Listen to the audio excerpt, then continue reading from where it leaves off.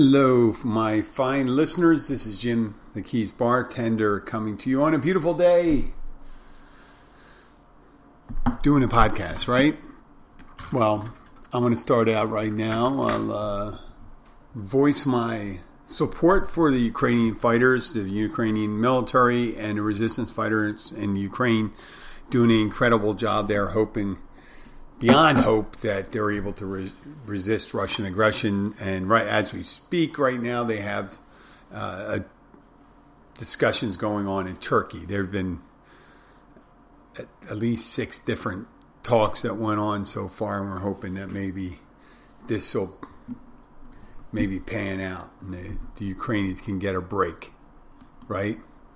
So, but listen, Ukraine still needs our help. So Doctors Without Borders, Save the Children's Foundation, or any of those more reputable charities probably go really well. The UNICEF is really good for that. The UN International Children's Education Fund, that's a good one. But it pays to do a little research. Just do a little research before you send money. It's worth it. And be as generous as you can to the most effective charities that there are.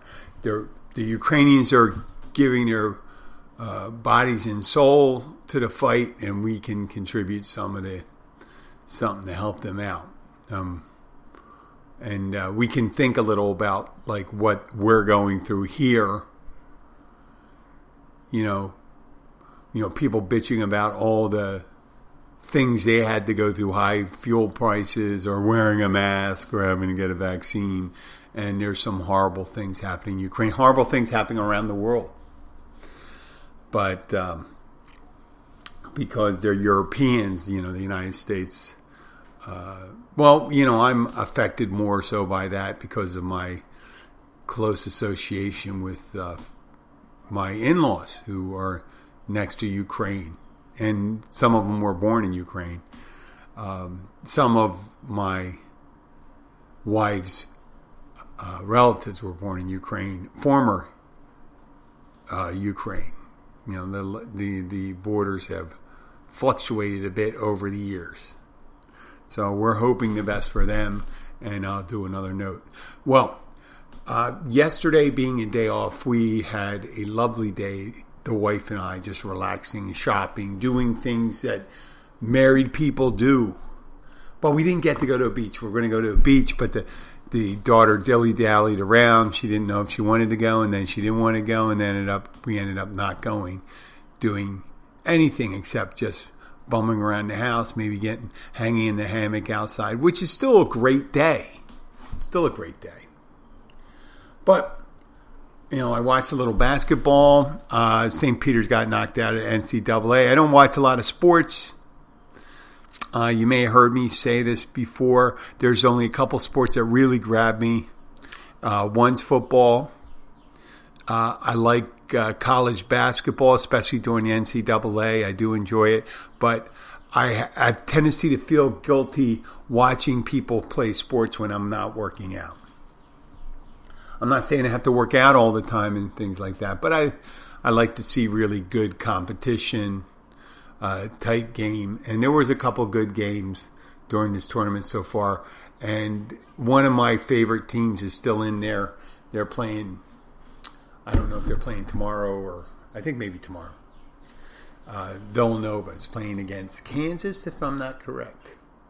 So go Wildcats. Okay, now, in these times of hyper-partisanship and all this bullshit we've been going through here and the bullshit that we've been put through from like Russia and by our own minds, the way we dealt with COVID and the gas prices going up, inflation and things like that, and us pointing the finger at everyone, at each other, and at different people. We wanted to take our mind off things. So I mentioned we watched a little NCAA. Well, my wife likes watching the red carpet things, red carpet events, especially the Oscars. She loves watching their outfits. So I said, hey, listen, it starts at 6:30. You get to watch it. And I have to admit, there's some beautiful women on there. Ooh, there's some a lot of foxy Latino women there. Beautiful black women. A couple, there were just beautiful women. And it was interesting. I wanted to not just be like totally ignorant and say, oh, I don't like this stuff. And look at these gowns, look at these outfits and stuff like that. So I sat there with her and watched it. Yeah, it wasn't that much. I didn't hate it. There were some good looking women there. I enjoyed watching. So we were rolling into it, and then we're watching the Oscars. I figured take our mind off things. It's Hollywood. The fake. And we, Abby and I would talk about, oh, that person looked like they have had a lot of plastic surgery. That person doesn't look like they had a lot of plastic surgery. Oh, seems, we were saying, oh, they're probably very confident and stuff like that. And we talked about that, and I always pointed out, I said, some people look really good, and some people look like they age gracefully, and other people, too, look like, oh, my God.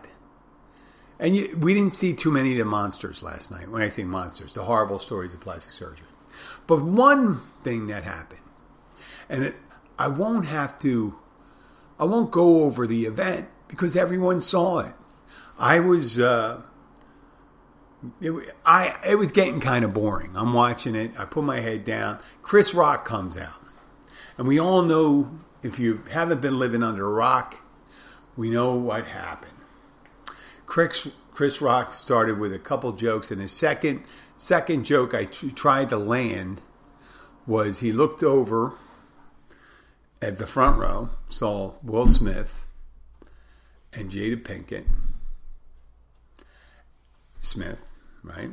And he goes and makes a comment about, oh, Jada, G.I. Jane Part 2's coming out.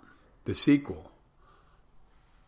Yeah, just like that. Look at it. It was I understand the joke. Whether it was good or not, on a seat of her pants, pretty good. But, you got to be careful. Just because things can be said, you don't necessarily can say them. Right? It was objectively, if you had no feelings about the person he was saying about, it was objectively or subjectively funny if you take Jada Pinkett's feelings out of it. But the things that followed after, and the comments followed after, when Will Smith got up, and then all of a sudden I seen him walking up on stage, and you can see Chris Rock was a little disoriented, and all I saw, it looked like a really bad punch or really hard slap. And it turned out to be a really hard slap. My head was on my wife's lap. I was laying down watching, and it just came up. And then the sound cut out. And we thought, for a split second, we thought it was fake. And then you see his reaction. You see Will Smith's reaction when he goes back and sits down. You see Chris Rock's reaction. And I said, that was real. I've seen some acting in live shows, but I knew automatically that was real. And there's still people coming up. They may even say, in order to say it, say, Chris Rock. I wouldn't be surprised if Chris Rock and Will Smith get together and say, well, Chris Rock could say, well, listen, you smacked me on national television. I didn't do anything. So we have to either both say it was staged, or I'm going to have to feud with you a little. Or Chris Rock could be the bigger man and say, listen, I'm a comedian and I hit a chord. And that's what happened. And Will Smith would have to go along with it and say, yeah, I did it. And that was, that was it. Now, he started blubbering when he accepted later on, like right after, like 20 minutes later. While the Academy Awards, they tried to barrel through everything. They decided to not even mention it. right? Some people said, oh, the emotions are kind of high, blah, blah, blah, blah, blah, blah, and all these things. So they went on, and then Will Smith started crying, talking about making an analogy with the movie that he won the Academy Award for, King Richard. And it was a very good movie. And King Richard was very protective about his family. But what he didn't do in King Richard, where Richard Williams did not go up and smack the guys that were harassing his daughters. He stood up to them, but he did not smack them. Okay? So, I mean, he protected his family. Richard Williams, according to the story, protected his family without being violent. Okay? Which, you're right or wrong, if that thing occurred when he was being harassed by, it seemed like, street toughs, that maybe he could have gotten violent to explain it to him. But he didn't in the movie. But on the award show, Will Smith chose to get violent, walk up and open palm, hit him. And the reactions, that's the thing. The reactions are probably more poignant than the act themselves. Or more telling. Where people are saying, hey, don't say anything about the guy's wife. Right? And I've been in situations, it depends on where you are. If you're on the street, if you're in a nice restaurant, it varies, your response varies. Right? The kind of person you're talking to. But what you don't think is what the perspective was. Now put yourself in this perspective. The Academy Awards, the Oscars, right? It's an entertainment event, right? Celebrating entertainment. And they use comedians. Now, it's 90-something awards banquets they've had. And over the last 40 years, 50 years, they cracked the lamest jokes. And usually at the expense of people attending. And pretty much they're saying the Academy is going to make fun of itself. They're going to make fun of the movies. They're going to make fun of the people in the movies. And some of these comics have gotten even more personal and meaner than before. But it hasn't happened overnight. It's been happening gradually for years. And much like going to a comedy club, if you sit your ass down in front of a comedy club, not if you're dragged to the now if you're forced to go to a comedy club and say, listen, I have bad anger issues, please don't get me bringing you to a comedy club. I know I have bad, I'm trying to deal with it, but maybe a comedy club isn't the best way. No, you have to go to the comedy club. No, but okay, you voluntarily go to a comedy club. You're asked to sit in the front row, or because they put a lot of the people that were favorites to win, the people nominated, in the front row in their hybrid seating they have now at the Oscars, meaning they had like big booths with groups of people that were nominated, the big stars, the big directors, groups of people from different movies that were nominated a lot. Figure, save them the hassle of walking back and forth all the time and having to get up for each member of those movies, right? Kind of makes sense. But they did put them in the front row. And when you go to a front row, if you've ever been in a comedy club, if you're sitting there and if you're wearing an interesting shirt or a hat or a t-shirt, whatever, it marks your person or sets you apart from someone else, you're going to get attention. And if you're going to be Will Smith being nominated, or Charlize Theron, or let me pick some, Frances McDormand, Robert De Niro, all those people, when you're famous, you're going to be the object of attention. Right? And someone, Ricky Gervais was particularly very difficult Matter of fact, they did a bit on his show how Ricky Gervais was particularly mean to a Tim Allen at one time, or at the Emmys, or something like that.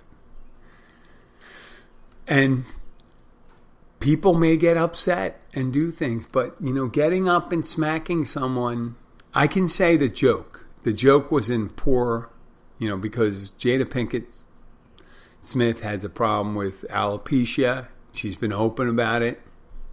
But to make a joke about it, it's like making a fat joke in front of somebody. Like they don't know that. Or a bold joke. In the beginning of the Oscars, they were, Amy Schumer, Wanda Sykes, and I don't know the third female comedian in there. But they were sitting there just jimmer-jammering away, and all of a sudden they were talking about how, it's the first awards banquet being held there since 2 years previously when COVID started up. And he said COVID was very hard on people, right? And he said, well, just take a look at Timothée Chalamet. And then what they did is they went over to J.K. Simmons, and who's in his mid-60s, I guess. And he's kind of a grizzly-looking guy. And he said, boy, it's been hard on Timothée Chalamet. Directly making fun of his age and his grizzled looks. Right? And the guy took it. And he must have known it. He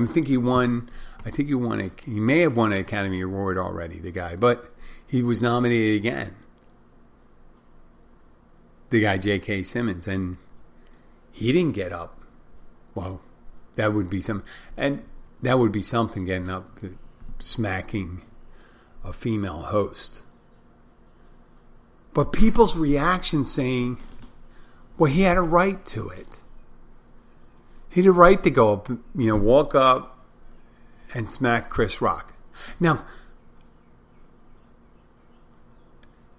being aware that you're going to be subject to some personal jokes, that should be a given at the Academy Award. Now, this joke was as poorest of poor taste as you could. There's probably worse they could have done, not necessarily for Jada Pinkett, but they could have done jokes about couples and how they're, I think Jada Pinkett and Will Smith had an open marriage. And trust me, I'm from Philadelphia too, like Will Smith. And there's some things you can't call a person. Like if you go and humiliate someone and call them a pussy in front of other people, it's like either you're going to cow them, or they're going to come and react and come at you. Right? Well, to go up there and display physical violence after someone shows poor taste, but not unexpectedly poor taste, meaning that happens a lot. So they sucked it up and then crying about it, about your bad behavior. That's like in someone after they make a bad mistake when they're drinking and they crash their car. I'm so sorry, I have a problem and this and that, and I just want to be, I'm just trying to cope and all this stuff. No. It's too late already. You should have said, I'm sorry, I shouldn't have done that. I realize that, and I'll apologize directly. Even though a lot of people say, well, Chris Rock should be apologizing to him. Now, all that Chris Rock would have to be apologized is for poor taste in picking his subject. And comedy is a lot like that. You are looking for chinks in the armor when you're going to say it, and some of the things fall flat. Give you a little shows. Bill Maher show on HBO. I love Bill Maher. He'll say some pretty dark stuff. He will say some pretty dark stuff. And comedians do. Late night people do it. And they tear apart celebrities. And when you're going to be a celebrity, let's just say this. If you're going to maintain your celebrity, be out there in the open, you got to be able to take it. You got to be able to take it. If you're going to dish it out, you're going to have to take it. When I say dish it out, you're going to be receiving accolades for your acting, be popular, worldwide known. You're going to also be a target. I don't know what it's like to be Will Smith, but everyone has degrees of fame, right? There's people that are famous in their group. They're the one person everyone focuses on. When they come walking in a room and people are like, oh, they're still, that's the way it is. Some people are a focal point. Other people can slide in. And no one say, oh, yeah, there's Tim. And Tim slides in and no problem. But, I slide in and stuff like that because I'm a big mouth. If I have my zipper down, I got my shoe on, my shoes on the wrong feet. Not that I have done that in a while. I got to take it. No matter how bad. And there's some things in poor taste that you may not expect there. And you just got to swallow it with little humility. But the reactions, that's the thing that kills me. There was people say, I am never going to watch a Will Smith movie. Well, what he did was violent. And the thing he chose, it was crazy to get up on national television and do that because there's a whole bunch of things. He says, he could have just got up and says, I will see you in the back. He could have just stood up and could have made a point and said, listen, we will have a discussion about this, you and I. I know, the moment. But yeah, and people saying, giving it like, rejoicing in a man beating another man or a woman beating another woman, violence is... Yeah, you know what? People say violence is never the answer. Sometimes it's the answer when you have to protect yourself.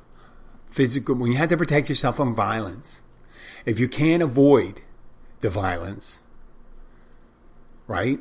And avoiding the violence would make you susceptible to more violence or the people around you to more violence, then yes, obviously, you have to make a decision there. We're in the real world here.